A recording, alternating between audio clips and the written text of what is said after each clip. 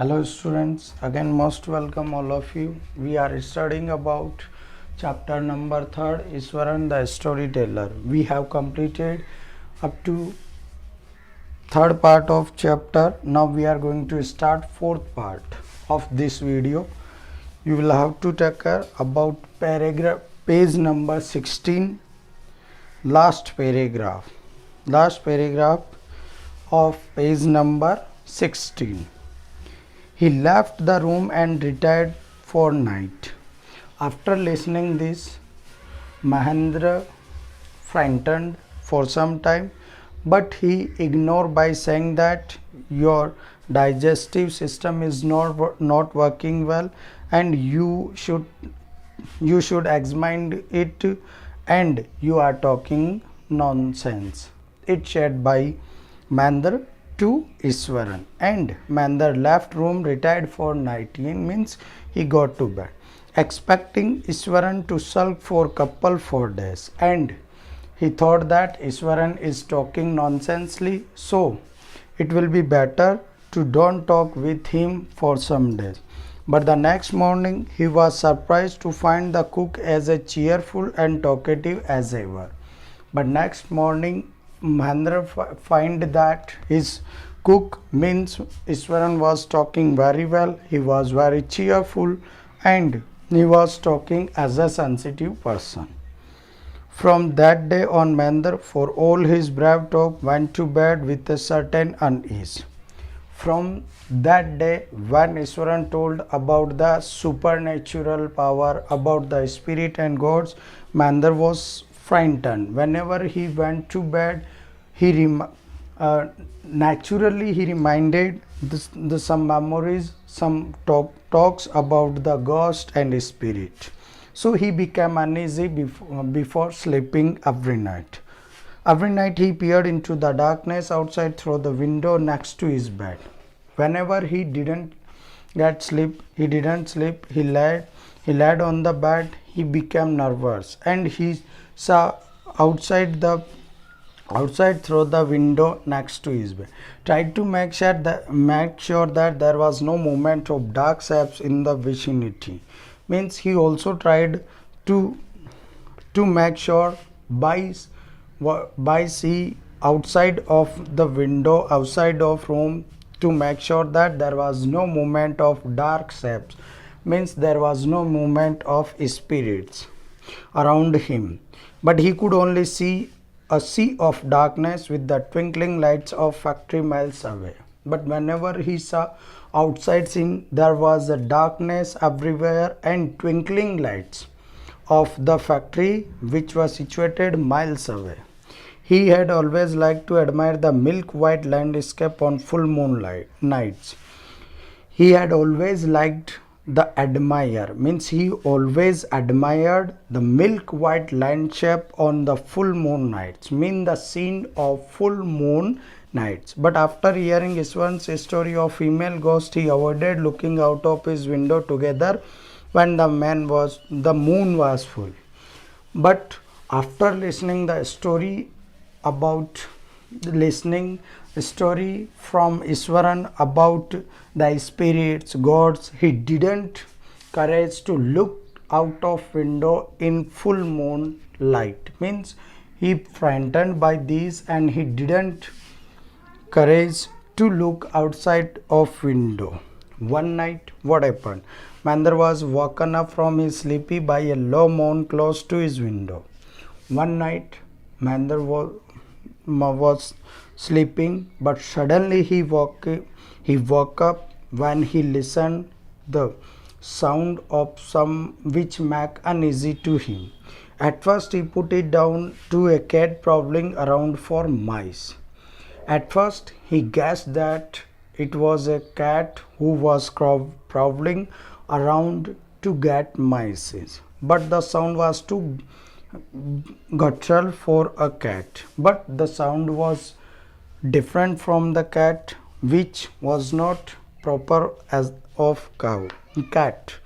He resisted the curiosity to look out, lest he should behold a sight which would stop his heart.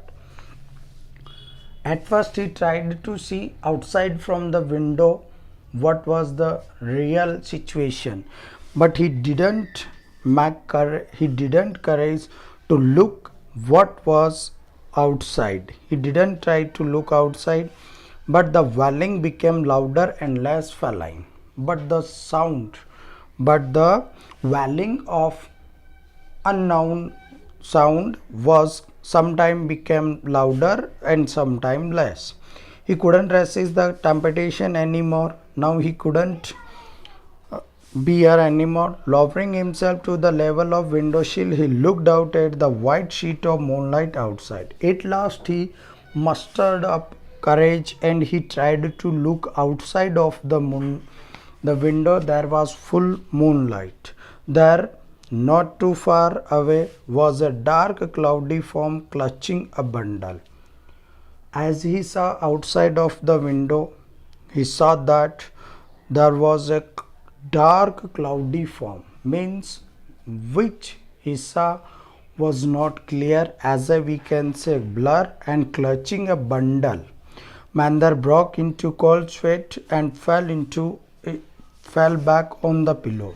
When he saw the frightened sight, he broke into cold sweat, means he shivered and fell back on the pillow. Panting means taking breath fastly. As he gradually recovered from the ghastly experience, he began to reason with himself.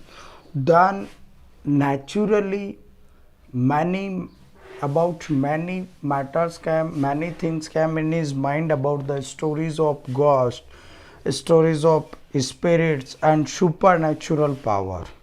Finally concluded that it must have been some sort of auto-suggestion, some trick that has been subconscious has played on him. At last, he thought that it is not really, it is all the part of his imagination, which he listened from Iswaran before some days. And at last, he thought that it may be a part of trick anyone wanted to play on him, anyone wanted to make frighten him, so it may be part of a trick. By the time he had got up in the morning, had a bath, and come out to have his breakfast, we can say he spent the night as a frightful. In the morning, he took bath and came out to have his breakfast, and he prepared himself to take breakfast. The horror of previous night had faded from his memory. Iswaran greeted him at the door with his lunch packet and his bag.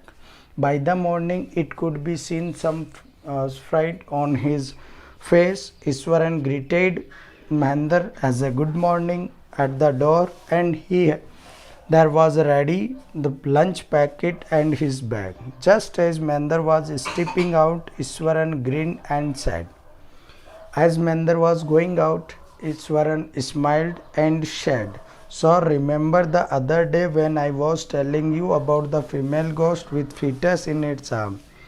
Then Iswaran reminded to Mahendra that, "Sir, remember the other day when I was telling you about the female ghost with a fetus in its arm?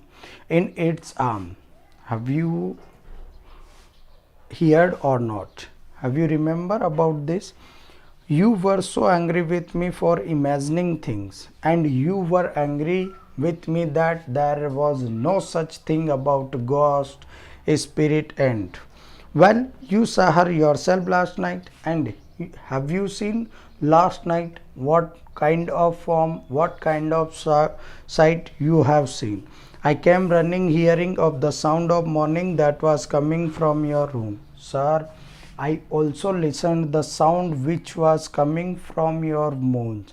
Sometime it was louder and sometime less. Sir, I have listened many times about these kind sounds, but you didn't believe me and you understood me as a nonsense." Thus, Iswaran tried to make reality about the previous night incident. A chill went down Mahendra's spine. After listening this all, Mahendra became more frightful. He didn't wait for Iswaran to complete his sentence. Then he didn't wait to complete the sentence by Iswaran. He hurriedly away to his office and handed in his paper, resolving to leave the haunted place the very next day. Iswaran became so frightful and he decided to leave the present place where he was living, and he prepared a letter to leave that haunted place from the next day. Means now Mahendra was not ready to live at the present place at any cost, because he was frightened which he saw the previous night.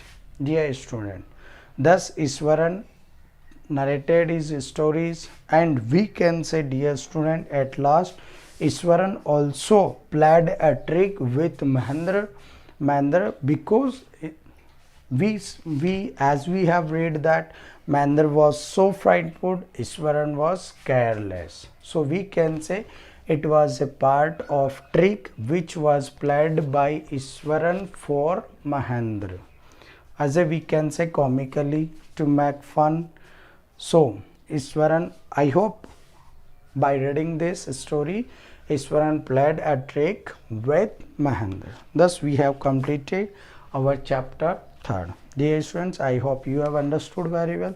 I will upload adverts of this chapter after this video. Thank you very much.